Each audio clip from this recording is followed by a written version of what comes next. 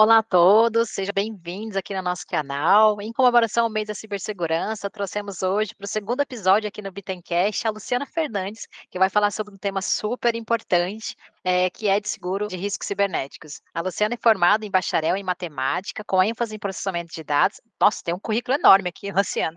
A Luciana teve uma extensa e sólida carreira dentro da área de tecnologia da informação, liderou projetos e equipes em desenvolvimento de sistema, infraestrutura, administração de banco de dados. Em 2004, ela iniciou uma jornada em segurança da informação, o que a levou posteriormente a ser responsável pela auditoria interna de TI de todas as fábricas e escritórios da América do Sul de uma multinacional automobilística. Olha que interessante. Em 2011, ela encarou o desafio de assumir a área de governança corporativa do braço financeiro dessa multinacional, quando foi responsável pelo sistema de compliance, controles internos, auditoria interna e gerenciamento de risco Bacen. A Luciana ainda é apaixonada pela escrita, é coautora do livro Guia Prático de Compliance e contribuiu com artigos sobre temas variados, aí, inclusive não profissionais, em diversas publicações e associações. É, que legal conhecer você, Luciana. Gostaria aqui de te agradecer novamente por ter aceito o nosso convite. Vou passar aqui a palavra para você. Eu estou super ansiosa para poder te ouvir, eu acho que todos nós que vamos ter uma aula, né, sobre o tema que você vai trazer aqui hoje. Então, é com você, Luciana. Obrigada mais uma vez. Obrigada, Jéssica. Eu que agradeço muito o convite, né? Para mim é bom quando a gente fala de um assunto que a gente gosta, né? Lógico que é um assunto que eu trabalho, mas é um assunto que eu gosto também. E aí, só um parênteses, eu falo isso para todo mundo que me conhece, segurança da informação deveria ser ensinado desde a pré-escola, né? Porque é um assunto que mexe com todos os aspectos da nossa vida. Mas, enfim, então não dá para, ainda não está nos currículos escolares, então a gente aproveita para falar sempre que pode.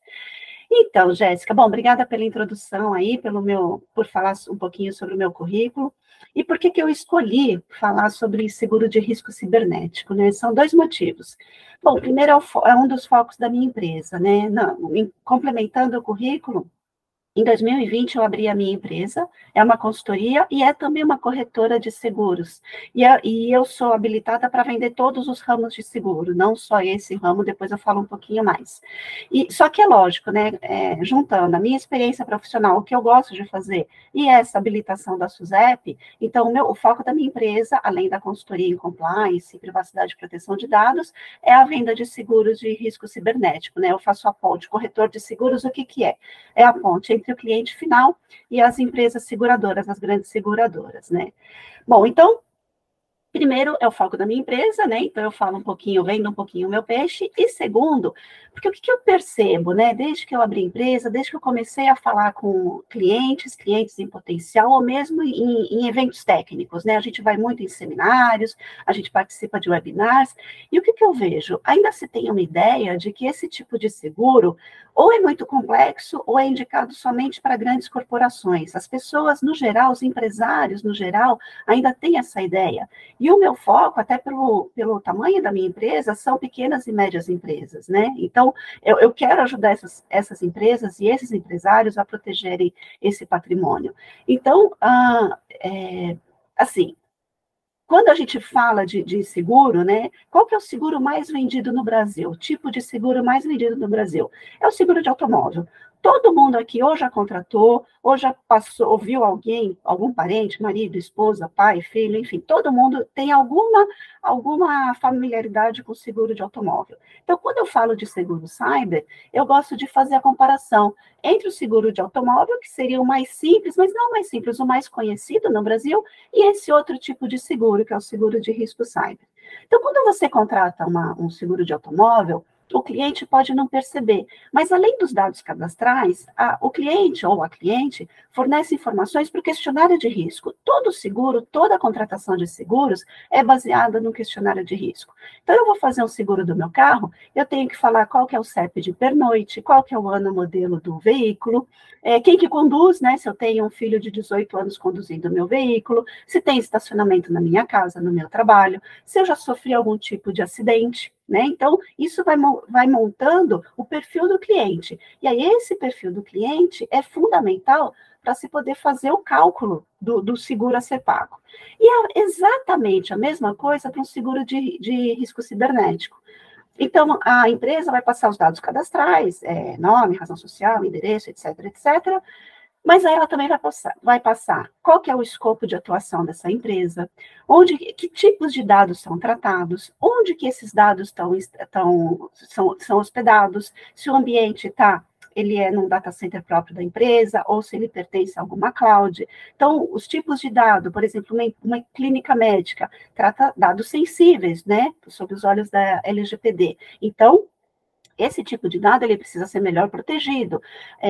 Um outro ponto, já houve algum incidente de segurança? Então, tudo isso é o questionário de risco. Então, assim, são informações, o formato é o mesmo, o que muda é o conteúdo. E aí, bom, com base nessas informações, com base, por exemplo, no faturamento de uma empresa, é aí que a seguradora, né, não sei se todo mundo aqui é familiarizado com o ramo de seguros, tem um processo dentro da seguradora que chama cálculo atuarial, que é basicamente a fórmula da Coca-Cola. Esse cálculo, essa fórmula, é que vai usar todos esses inputs para conseguir chegar no valor do prêmio a ser pago pelo cliente.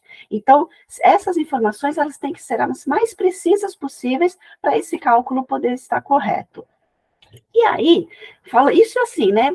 Primeiro eu quero quebrar um pouco essa ideia de complexidade. Não é complexo, ele só tem outras informações. E aí, pensando um pouco para o público, né, desse cliente. Então, só as grandes corporações, só o Facebook ou grandes sites de comércio eletrônico precisam se preocupar com isso. Isso também não é verdade, né? Então, quer dizer, só quem tem Ferrari ou Porsche que vai fazer um seguro de automóvel? Não, né? O automóvel é um patrimônio. Então, a gente faz seguro. Eu faço seguro de automóvel desde o meu primeiro carro, lá em 1900 e bolinha. Por quê? Porque se eu perdesse aquele carro, iria me prejudicar financeiramente. E para minha empresa é a mesma coisa. A gente sabe, a gente vem acompanhando na mídia o quanto um ataque, um incidente de segurança, um ataque cibernético pode prejudicar a empresa, pode ameaçar, inclusive, a existência, a continuidade de uma empresa. Então, a seguradora, quando você contrata um seguro, o principal objetivo é proteger o patrimônio, seja da pessoa física, seja da pessoa jurídica, no caso de uma empresa, no caso de um ataque cibernético. E aí, eu gosto assim, como que eu vim parar aqui fazendo, né, comecei lá como analista de sistemas, e por que eu estou vendendo seguro cyber? Tudo é gerenciamento de riscos, né? Quando você vai para a área de compliance, de segurança da informação, de privacidade e proteção de dados, tudo é gerenciamento de riscos. E riscos, a gente tem aqueles riscos, o que é um bom gerenciamento de risco? É você identificar, você mapear, você controlar e você monitorar esses riscos. Então, eu, como pessoa física, eu tenho meu seguro automóvel. Eu sou uma pessoa que eu obedeço às leis, eu não dirijo alcoolizada, meu carro está sempre revisado, ou seja, eu ando sempre na linha. Ainda assim, eu posso sofrer um acidente de automóvel. Por quê? Porque sempre vai ter aquela parcela do risco que eu não controlo. Essa parcela do risco é aquela que eu transfiro para a seguradora. Voltando para o seguro cyber, é a mesma coisa. Então, eu tenho um ambiente de segurança super bem controlado na minha empresa, eu tenho firewalls instalados, eu tenho um encarregado de dados pessoais, eu tenho um departamento de segurança da informação, eu tenho tudo controlado. Ainda assim, a empresa pode sofrer um ataque, ela pode sofrer um ataque de ransomware, de malware, enfim.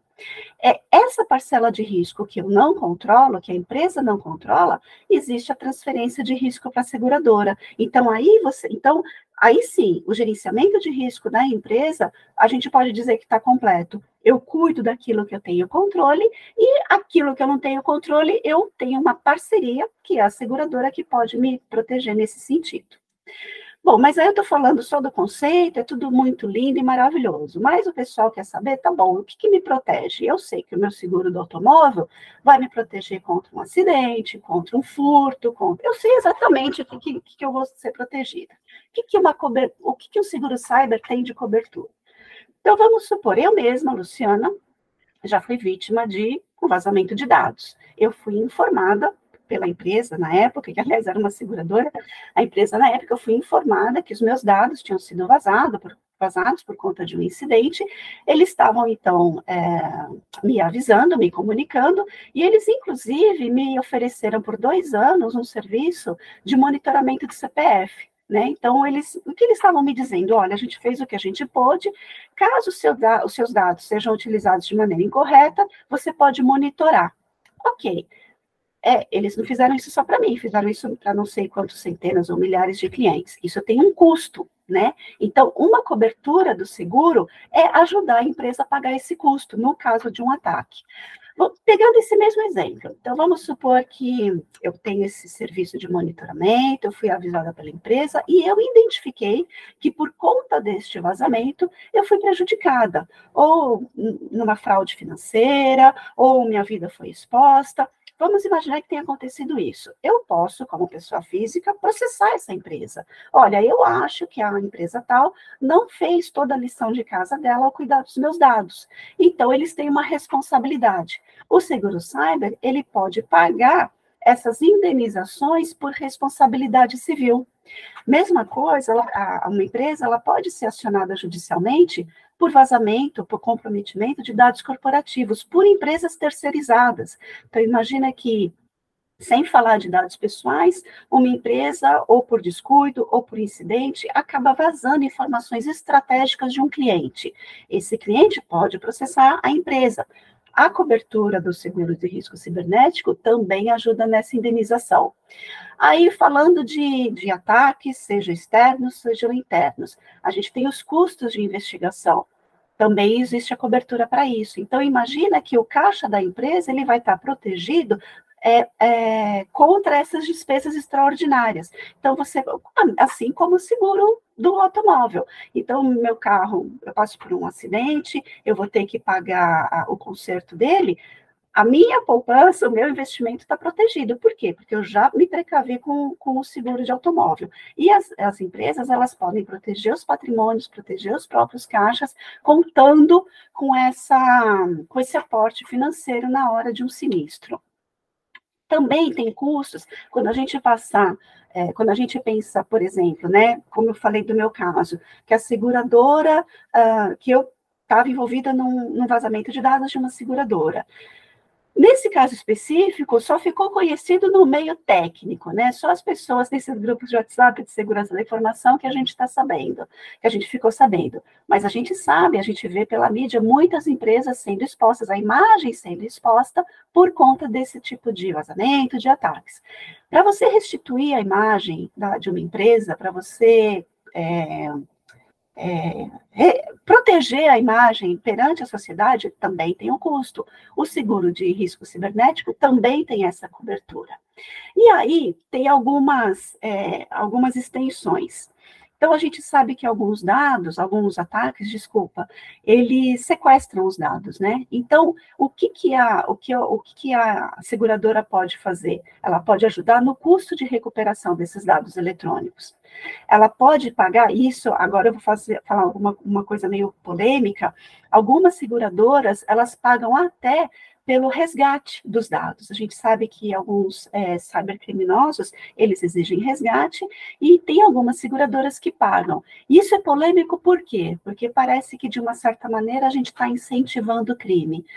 Mas, por outro lado, de novo, gerenciamento de risco. Às vezes é muito mais caro você não pagar, você perder todos esses dados, do que você pagar. E aí eu vou contar uma história de bastidor. Não tenho provas sobre isso, mas, né, de novo, nesses grupos que a gente participa, no caso daquele incidente que houve no sistema de abastecimento do Texas, acho que foi há uns 2 ou 3 anos atrás, o FBI orientou a empresa responsável a pagar pelo resgate, porque a análise que foi feita, o custo de você ter o custo de você ter um desastre, de você ter uma quebra no serviço de abastecimento de água, era muito mais caro do que você pagar o custo de resgate. Então, para você ter uma ideia, né, até o FBI, dependendo da análise, recomenda que seja pago. Bom, Aí, falei das coberturas, né? Lógico que tem mais, né? Gostaria de fazer um parênteses. No Brasil, a gente não tem muitas seguradoras ainda fazendo esse tipo de seguro. Se eu não me engano, são 9 seguradoras. Por quê? Porque é um seguro, de uma certa maneira, ainda um pouco novo. E esse cálculo atuarial, que eu falei lá atrás, ele leva muito em conta dados históricos. Então, as seguradoras ainda não têm tantos dados históricos como outros seguros, né? Que já são comercializados há décadas, né? Mas, aos pouquinhos, as seguradoras têm se interessado mais e mais por esse ramo, porque tem muito potencial para venda, né? Daqui para frente, todas as empresas, todo mundo, a gente está cada vez mais envolvido nesse mundo digital. Então, um ataque digital, ele é democrático, né? Não importa o tamanho da empresa, ramo de atuação, ele é bem democrático.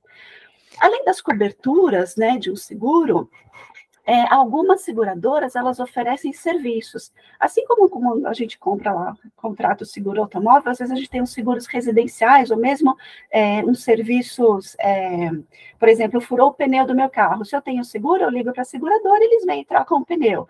Arriou a bateria, ligo para a seguradora. Então, isso não é cobertura, é serviço adicional.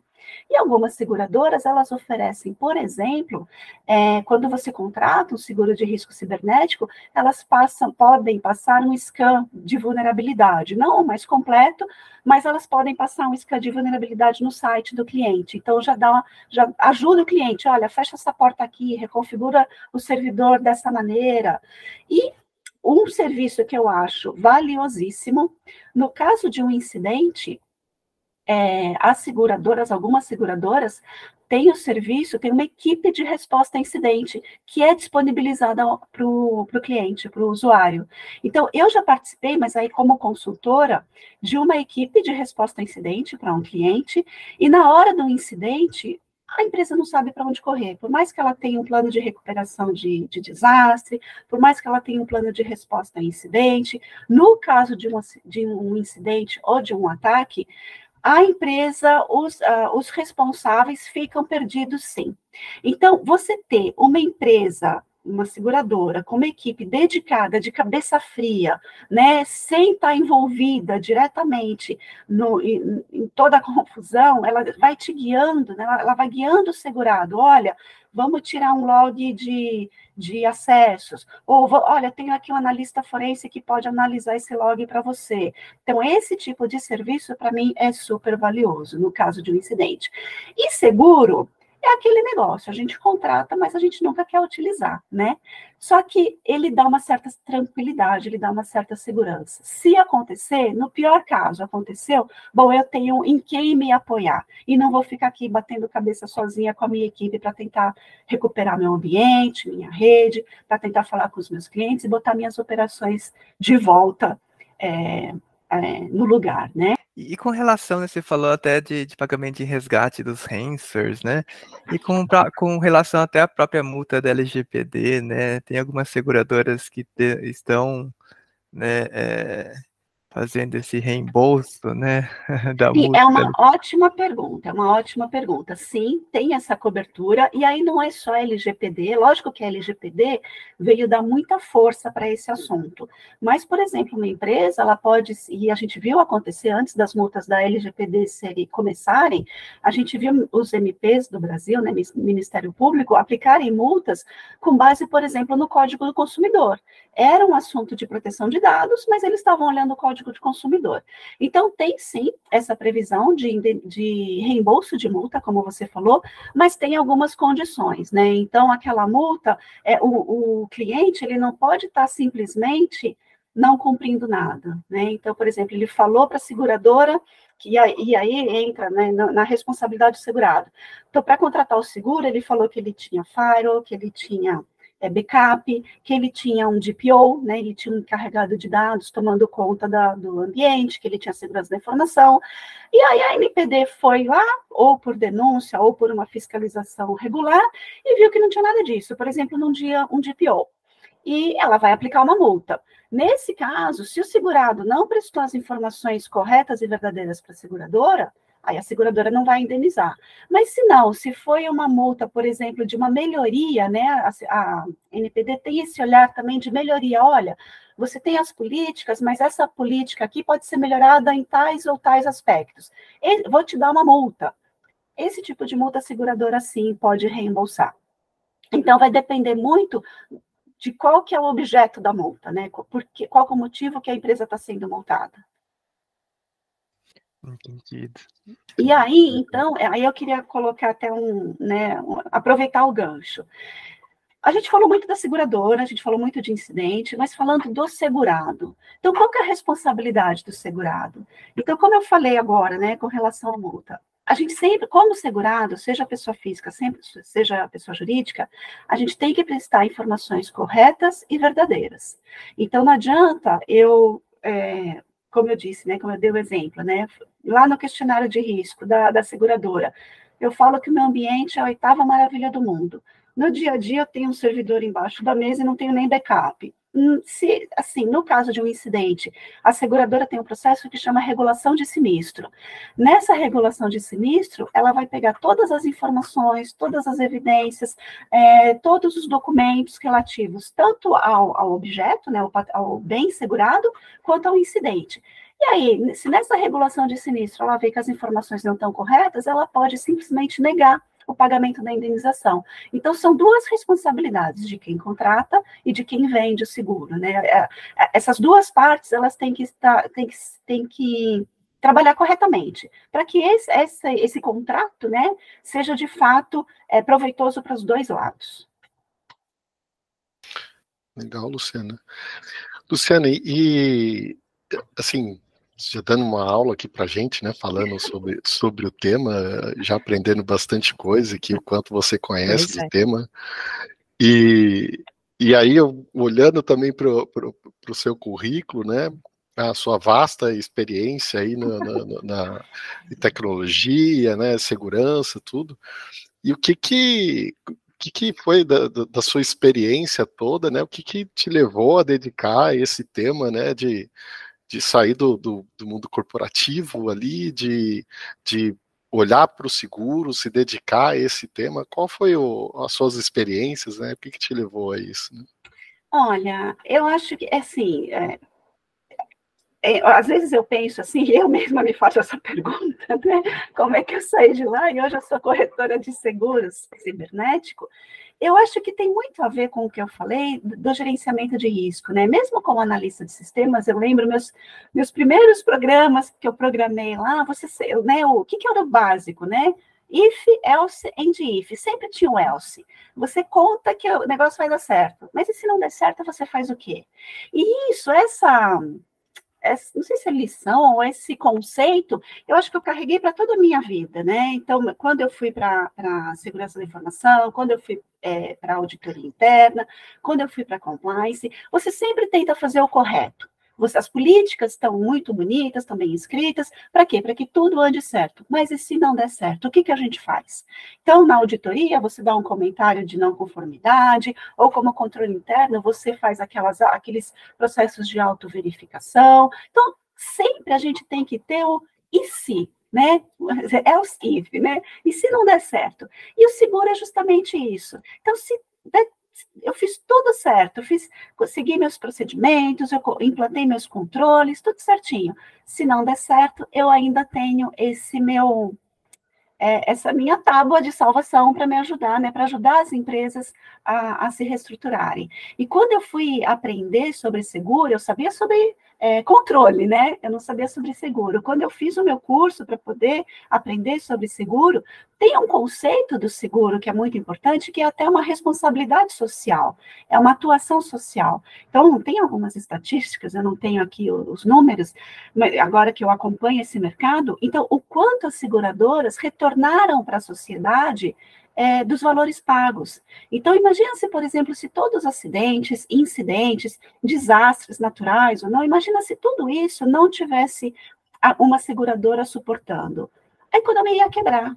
Então, eu acho que essa transferência do risco final, do risco residual, ajuda muito a você manter a economia de uma maneira mais saudável. E eu acho, eu gosto disso, né? De saber que eu, alguma maneira, estou contribuindo de uma forma positiva para a economia. Eu gosto de pensar assim. Pode ser meio poliana, mas eu ainda gosto.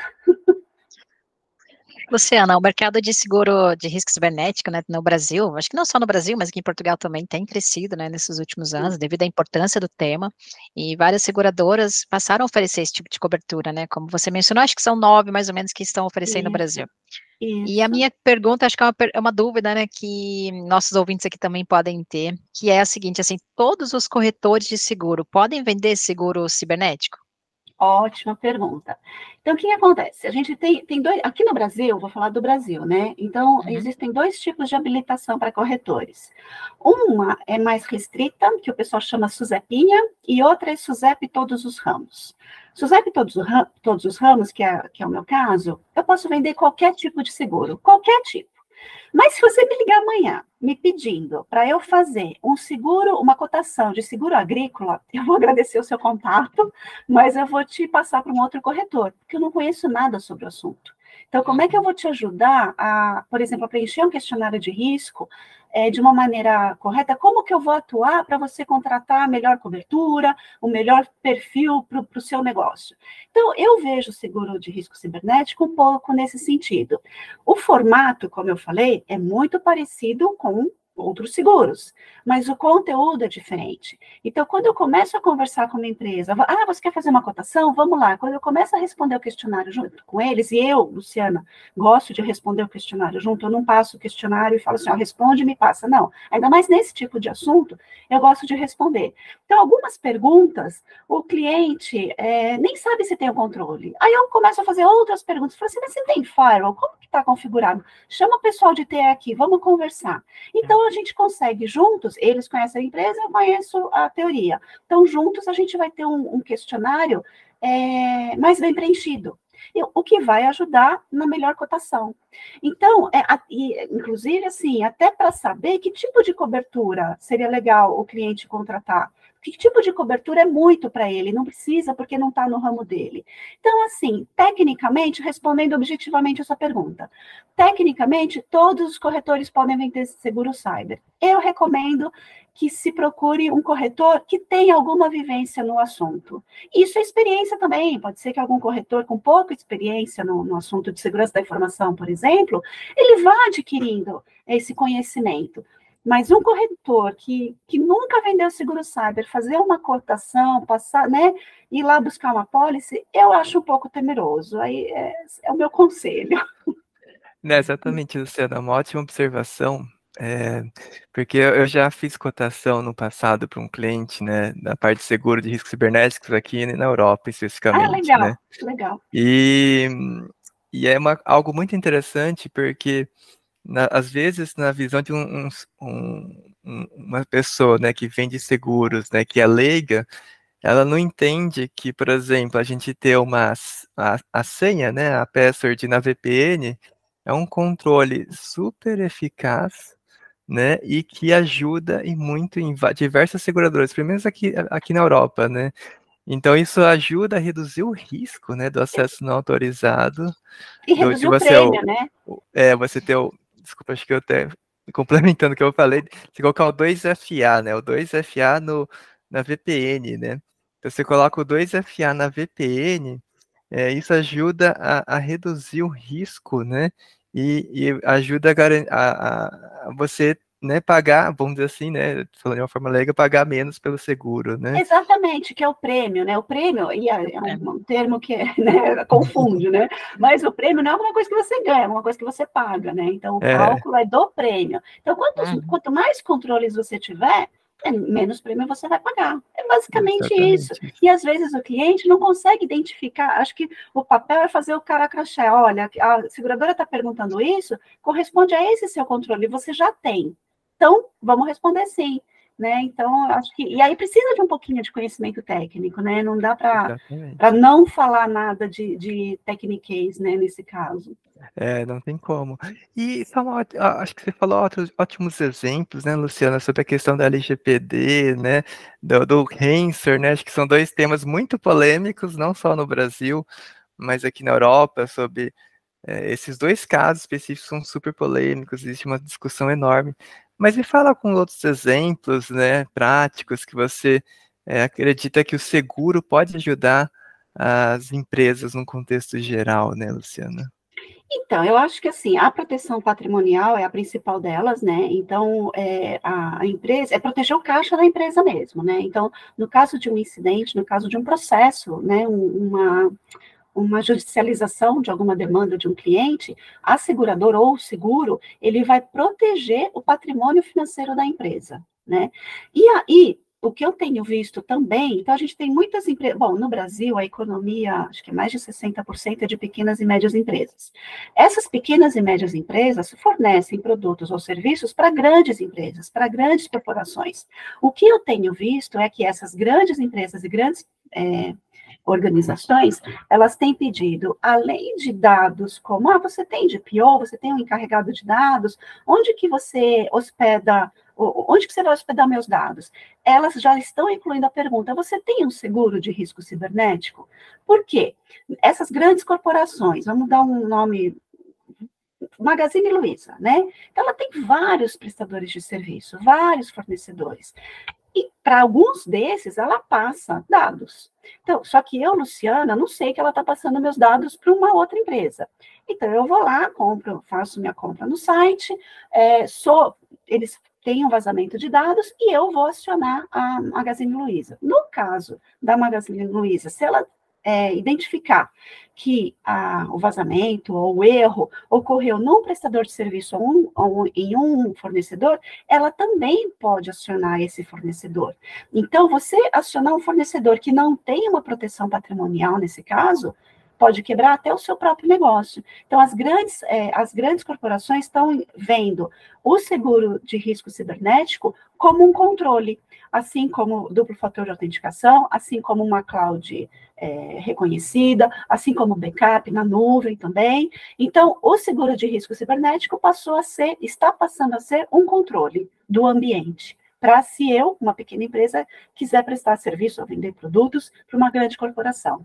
Então, eu acho que isso também é um valor indireto aí, né, desse assunto. Legal, Luciana. E até um pouco dentro disso que você comentou, e aí você falou até um pouco antes também, né, sobre a relação disso com a legislação de proteção de dados, né, a LGPD no Brasil. Queria que você falasse um pouquinho mais com relação a isso, para a gente dar um pouquinho mais da ênfase, porque é um tema que cada dia mais está na pauta das organizações, né, agora principalmente com a NPD sancionando, aplicando as multas, né, então queria que você trouxesse um pouquinho desse tema, né, dos riscos do seguro de cyber com relação à LGPD. Então, a LGPD, ela tem ainda muitos pontos a serem regulamentados, né? Então, a legislação, ela, né, embora eu goste do jeito que ela está escrita, mas ela tem muitos pontos que ela fala assim, olha, você tem que ter o controle, você tem que ter esse processo, mas não fala como. Então, muitas coisas ainda estão no ar. Só que, no caso de uma autuação, ou uma fiscalização, ou um incidente, né, uma investigação da NPD para uma determinada empresa, ela vai pedir documentação, ela vai pedir evidência, ela vai pedir provas, né, de que aquela empresa estava agindo de maneira correta. A existência de uma pólice de risco cibernético, ela entra como uma dessas evidências. Mostra a boa-fé da empresa em proteger os dados. Então, isso entra, então, não tem esse item lá destacado, né, no cálculo da multa, mas ele entra como uma medida preventiva que a empresa tomou. Sob os olhos da NPD, o que ela vê? Bom, essa empresa, ela tem os controles internos dela, ela tem todos os procedimentos, ela se preocupou com o risco que ela não tem controle, ela tem uma parceira, que é uma seguradora, seguradoras são grandes empresas, grandes corporações, também regulamentadas pela SUSEP, então, quer dizer, não é que eu estou fazendo seguro aqui com a padaria, né? Eu estou fazendo seguro com uma empresa reconhecida. Então, pelos olhos da ANPD, isso pode ser um atenuante até na aplicação da multa, porque mostra a boa fé da empresa em proteger os dados. Não sei se eu te Perfeito. respondi. E Luciana, olha, assim, a gente falou vários assuntos interessantes, né? Mas só para a gente concluir, né? Aproveitando até que você que se formou em matemática, foi desenvolvedora de software, né? Tem uma experiência profissional muito interessante, né? Dá uma dica aqui, né, para quem está nos ouvindo, né, e quer se trilhar um pouco desse sucesso, né, que você fez, ou gostaria de, às vezes, trabalhar nesse segmento, né? Dá alguma dica aqui para as pessoas que estiverem nos ouvindo sobre ou uma lição de vida, ou até mesmo, né, uma dica pessoal e profissional aqui.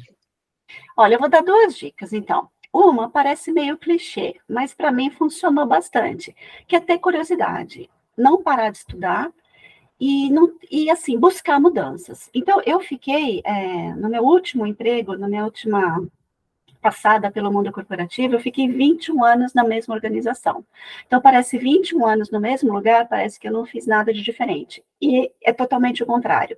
Dentro de uma grande organização, você tem muita chance de experimentar novas coisas. E eu experimentei. Algumas coisas eu não gostei muito, outras eu me apaixonei, como a segurança da informação.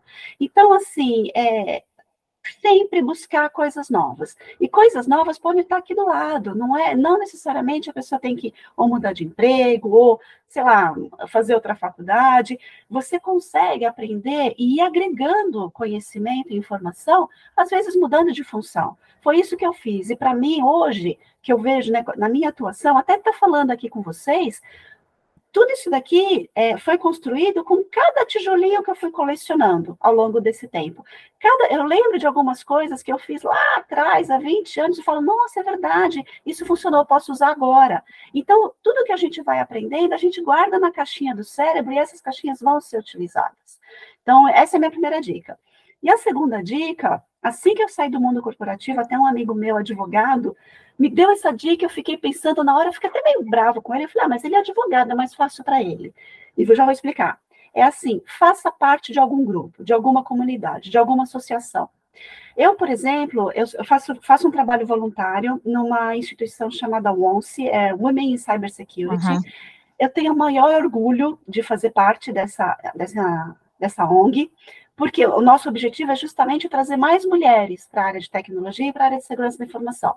Então, essa é a minha contribuição. Só que o que eles contribuem para mim é muito mais. Então, é o networking, é você participar de eventos, é amizade mesmo. Então, e por que aquele meu amigo advogado, quando falou, eu fiquei meio brava? Eu falei, mas ele é advogado, ele tem OAB, para ele é mais fácil. Mesmo, por exemplo, né, a profissão de tecnologia da informação não tem um conselho, um registro, né, que não tem um órgão específico, mas existem essas outras associações, né, esses outros institutos. Então, ache alguma associação que você se identifique. Então, eu me identifico muito com a questão da mulher no ambiente de trabalho. Se eu precisar carregar uma bandeira, vai ser essa. Então, eu me identifico muito com isso. Então, se associe, faça alguma associação, faça parte de alguma comunidade. Isso vai trazer muitos frutos, seja como networking, seja de conhecimento, seja de visibilidade, enfim, essa é uma dica que eu ganhei e eu passo sempre, eu dou de presente também sempre para quem me pede. Acho que são essas 2 dicas. Excelente, Luciana. Também nós acreditamos exatamente nisso, né, como você mencionou. E a gente nós como o Bitensec, né, nós fazemos diversos trabalhos, né, que a gente não cobra, né, por isso. Legal, e legal. Seja universidades, a gente tem trabalhado com pessoas que estão iniciando a carreira profissional, legal. Até profissionais que querem entrar na área de cyber, né, e assim por diante. Mas muito obrigado, viu, Luciana? Foi uma aula, foi muito bom conhecer mais sobre o tema, foi muito interessante. E, bom, Luciana, obrigado aqui pela participação, obrigado a todos que estão nos ouvindo. Então, até a próxima.